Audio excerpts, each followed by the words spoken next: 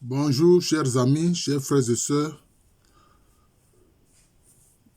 qui êtes partout. Voilà.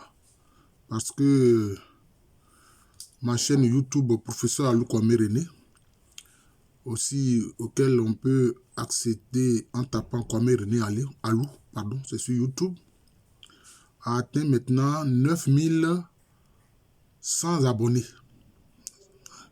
9000 plus 100 abonnés. Voilà. J'en suis heureux. J'en suis heureux. Et mes auditeurs sont de partout. En Côte d'Ivoire, au Ghana, un peu partout. Même sur d'autres continents, il y en a qui sont au Canada, aux États-Unis, etc. Même jusqu'en Nouvelle-Calédonie. Voilà. Vraiment, j'en suis heureux. Voilà. Au moins, je me dis que je fais œuvre utile. Voilà, je fais œuvre utile. Surtout que j'insiste sur l'histoire de l'Afrique. Alors, vous avez constaté que j'ai commencé aussi une série de vidéos en expliquant le nom, hein, pour ne pas dire les noms de certains groupes ethniques ou bien des noms de lieux. Voilà. J'ai constaté que ça intéresse les gens. Voilà. Ça intéresse les gens. Puisque simplement le nom permet de retracer toute l'histoire, soit d'un peuple ou bien d'un lieu de son peuplement et comment est-ce que cette zone a été créée. Voilà. Alors, ici et maintenant, je voudrais expliquer les noms de deux sous-groupes baoulés. Les noms de deux sous-groupes baoulés. Il s'agit des Akrofoué et puis des Gbomi.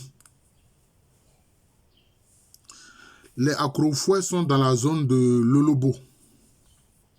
Dans la zone de Lolobo, notamment dans les villages de Ndenou et de Ndebo. Et puis les Gbomi sont dans la zone de Tiboussou, dans les villages de Gbomizambo et puis Gbomi Konde Yaoukro.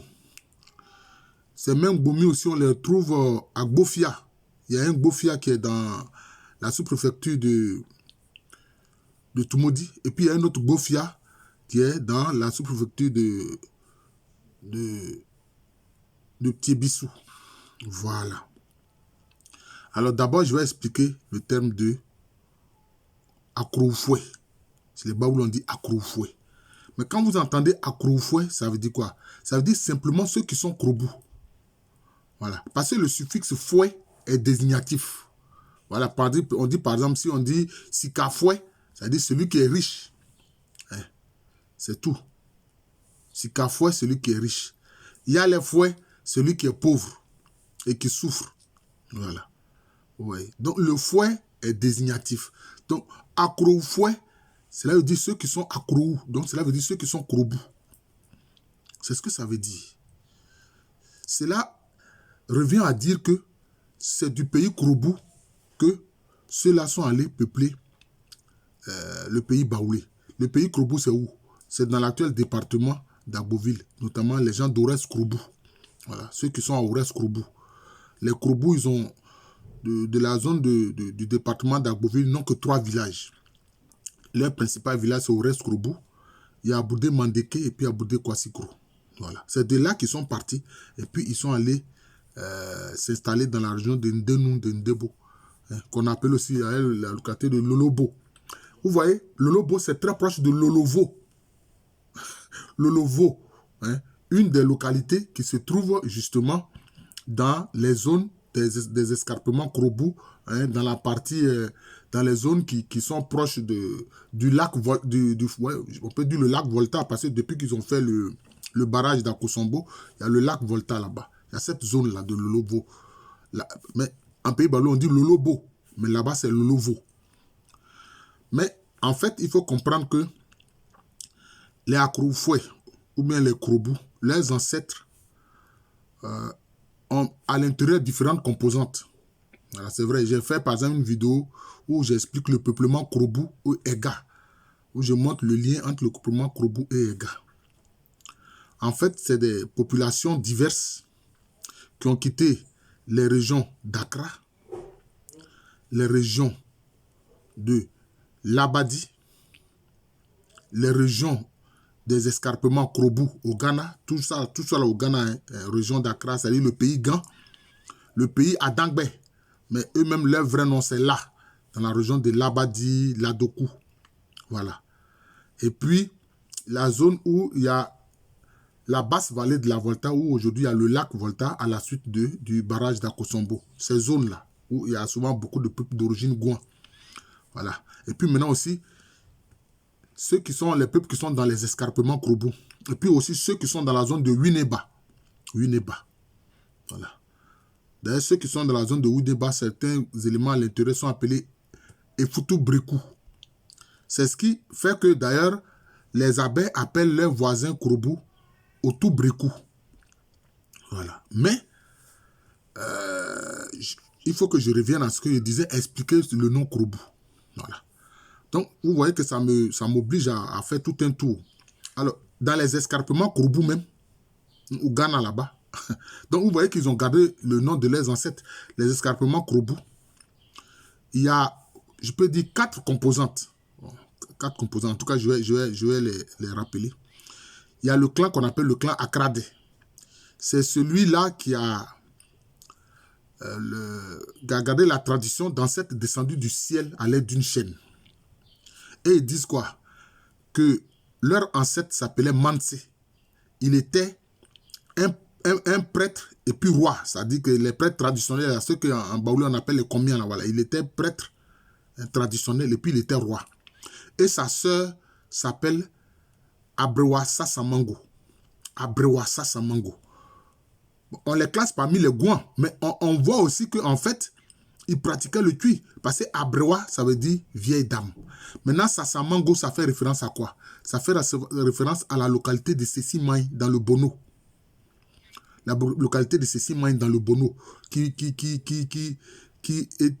fait partie de la zone administrative actuelle qu'on appelle Brong Ahafo, qui est au nord de la Chantilly, donc qui est au nord de Ashanti Region.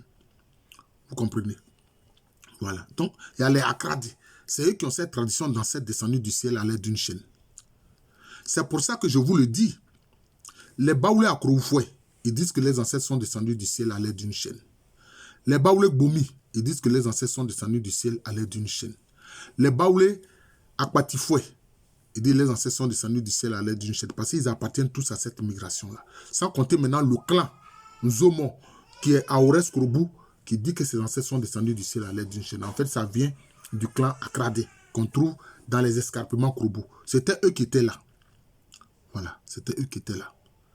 Maintenant, il y a les Efutu Breku qui ont quitté la zone de Wineba, qui sont venus aussi s'installer dans les escarpements Krobu. En fait, ils fuyaient la guerre à cause de l'expansion du grand royaume Akwamu. C'est l'expansion du royaume Akwamu avec ces guerres qui a bouleversé toute cette zone-là que je vous ai décrit. La zone du pays Adangbe, où il y a les là, la zone du pays Ga, les escarpements Krobu, la zone de Wineba, et puis la basse vallée de la Volta. Et même jusque vers le pays éveillé, notamment dans la zone de Crépi et de Péki. Voilà. Voilà, donc c'est ce qu'il faut comprendre. Voilà. Donc, je reprends donc. Il y a les Akradi. Et puis il y a ceux qu'on appelle les Kotropeli. Les Akradi, on les compte parmi les Gouans. Les Gouans, ce sont des peuples très proches des Akans. Il y a les Kotropeli aussi qu'on compte parmi les Gouans. Et puis, il y a les Efutu Breku qui sont venus de la zone de Wineba. Maintenant, il y a ceux qu'on appelle réellement Krobu. Ceux qui ont été appelés réellement Krobu. Et qui ont donné leur nom, je peux dire, à toutes ces zones des escarpements Krobu. Eux, ils viennent d'où? Et ils viennent des rives du fleuve Mono. Le fleuve Mono, c'est un fleuve aujourd'hui qui fait pratiquement frontière entre le Togo, entre la République du Togo actuelle et puis la République du Bénin actuelle. Et ils disent que les ancêtres étaient dans une zone là-bas qu'ils appellent Touglogo. C'est de là-bas qu'ils sont venus dans les escarpements Krobu. Mais le mot Krobu veut dire quoi? Et ça, je donne l'explication telle qu'elle est donnée par les traditions des Krobu, des escarpements Krobu. C'est pour ça que souvent je dis à mes étudiants qui font l'histoire du peuplement, je dis l'histoire du peuplement est complexe. Ce n'est pas compliqué, mais c'est complexe. Il faut faire référence aux différents sous-groupes, aux différents lignages, aux différents clans, pour avoir une idée nette. Voilà. C'est comme ça. C'est comme ça. Et eux, ceux qui sont venus de Togulogo, etc., donc de la zone des confluents, enfin plutôt des plaines du fleuve Mono, c'est ceux-là qui vont être appelés Korobu. Pourquoi est-ce qu'ils ont été appelés ainsi? En fait, ce sont les autres, c'est-à-dire les Akradé, les Kotropeli, les Futubreku, c'est eux qui les ont appelés Korobu. Ils disent quoi? Parce que ceux-là, ils aiment gouverner. Ils voulaient diriger. Quand ils sont arrivés dans la zone des escarpements Korobu, ils voulaient diriger. C'est eux qui voulaient diriger. Ils voulaient avoir l'autorité royale. Vous comprenez? Alors qu'en général, bon, l'autorité royale peut se faire on peut l'avoir de différentes façons, hein. Soit en s'imposant militairement ou bien parce qu'on a été les premiers à occuper le sol, etc. Donc, Korobu, ça veut dire ceux qui aiment gouverner. Ceux qui veulent gouverner, ceux qui aiment gouverner, c'est ce que Korobu veut dire. Donc, vous allez voir, aujourd'hui, peut-être des traditionalistes à Koroufou et Baoulé vont vouloir donner une explication, mais ça ne correspondra pas à la réalité. Moi, je vous donne la version, hein, de la zone d'origine même dans les escarpements Korobu. Korobu, d'ailleurs, Klo, ça dit, c'est aimer, Bou, gouverner. Et ceux qui aiment gouverner, c'est de là que vient le nom Korobu. Donc, à Koroufoué, ça dit ceux qui aiment gouverner. C'est tout. Mais évidemment, dans le pays Baoulé, ce n'était pas eux qui ont gouverné. Hein, c'est d'abord le lignage de la reine Abla Pokou. Voilà. Maintenant, Gbomi. En fait, les Gbomi aussi, pourquoi je joins aussi les Gbomi? Parce que les Gbomi appartiennent à la même migration. Je n'aimerais pas revenir là-dessus en expliquant, etc. Toutes les explications que je viens de vous donner là. Les Gbomi appartiennent à cette migration-là. C'est pour ça qu'ils disent qu'ils sont descendus du ciel à l'aide d'une chaîne. Mais tous ces groupes-là, les Gbomi, les Akrofoué, il y a bien d'autres groupes, hein, ils ont précédé la venue de la reine Abla Pokou. Eux, leur migration date du XVIIe siècle. Les migrations datent du XVIIe siècle. C'est moi qui ai mis à jour cette migration, je l'ai appelée la migration Akpafou, Ga, Korobu, Adélé, Avatim, par rapport à ces composantes qui concernent toute cette région-là, hein, que l'expansion Akwamou a écumé. Vous comprenez? Gbomi, les Gbomi donneront des explications, mais moi je leur dis d'abord que Gbo, c'est un ancien nom, c'est un ancien mot qui, dans les langues Akan anciennement, désignait les guerriers.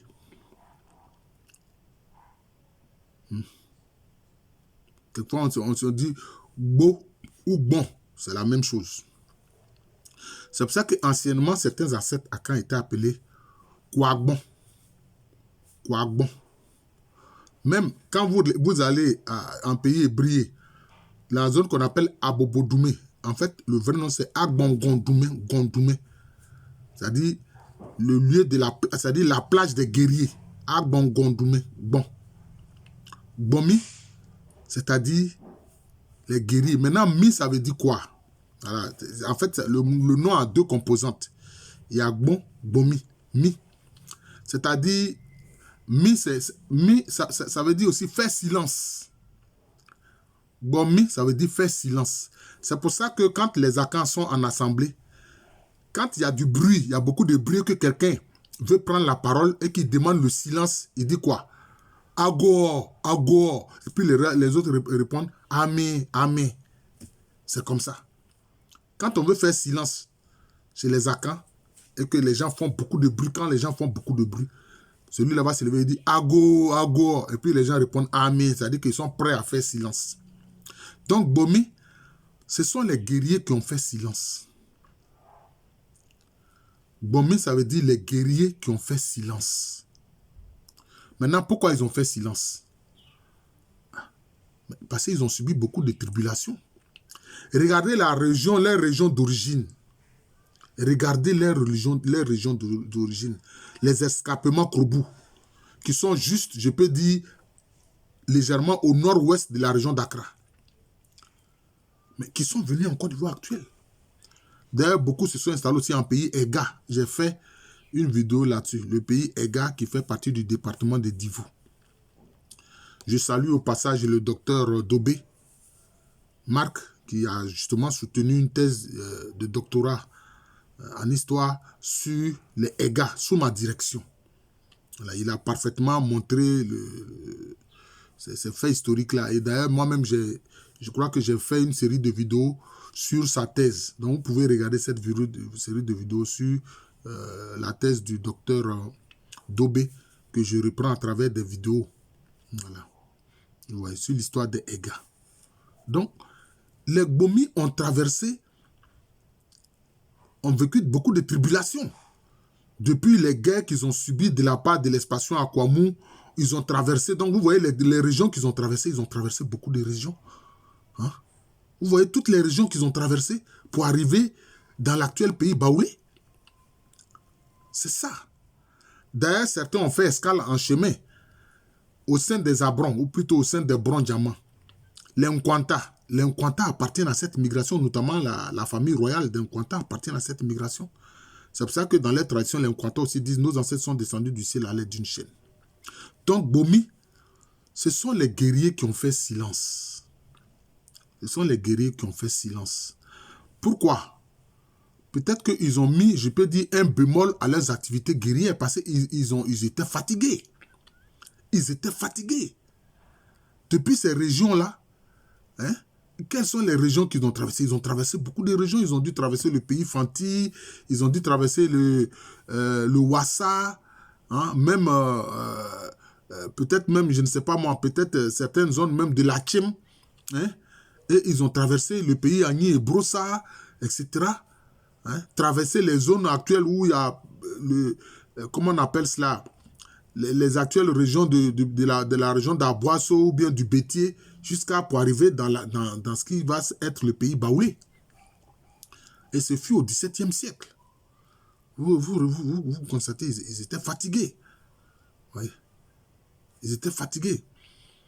Voilà. D'ailleurs, l'un des ancêtres de cette immigration-là qu'on appelle Adje Minimbu, bon, l'une des escales de cette migration, c'était Méliégon. Méliégon qui est dans la zone de Kossi-Ouin. Quand vous prenez l'autoroute, l'autoroute du Nord en Côte d'Ivoire ici, vous voyez Kossi-Ouin. C'est dans cette zone-là que se trouve Méliégon, où certains de leurs ancêtres ont séjourné. D'ailleurs, c'est là qu'est resté le village de Bago. Hein, ces Bagos-là appartiennent même à... Ils sont hébrieux, hein, intégrés au peuple hébreu, mais ils appartiennent à cette immigration. Voilà. C'est comme les Akandjé. Les Akandjé qui sont dans la zone d'Akodo, ils appartiennent à cette immigration. Voilà. C'est comme les Kwanda, de Kwandadong, de Grand Laou, ils appartiennent à cette immigration-là.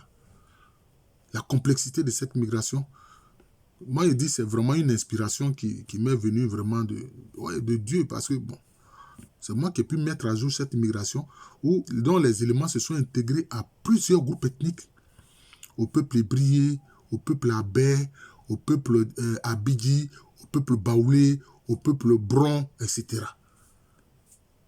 Hein? Au peuple avikam, au peuple Ega, bon, c'est ça, tout ça. Voilà. Donc, Gbomi, c'est-à-dire les guerriers qui ont fait silence. Les guerriers qui ont fait silence. Pourquoi? Parce que, sans doute qu'ils se sont rendus compte que toutes ces activités guerrières-là ont décimé leur rang. Parce que, bon, je vous ai indiqué, hein, les 4 principaux villages des Gbomi, c'est ça. C'est seulement 4 principaux villages.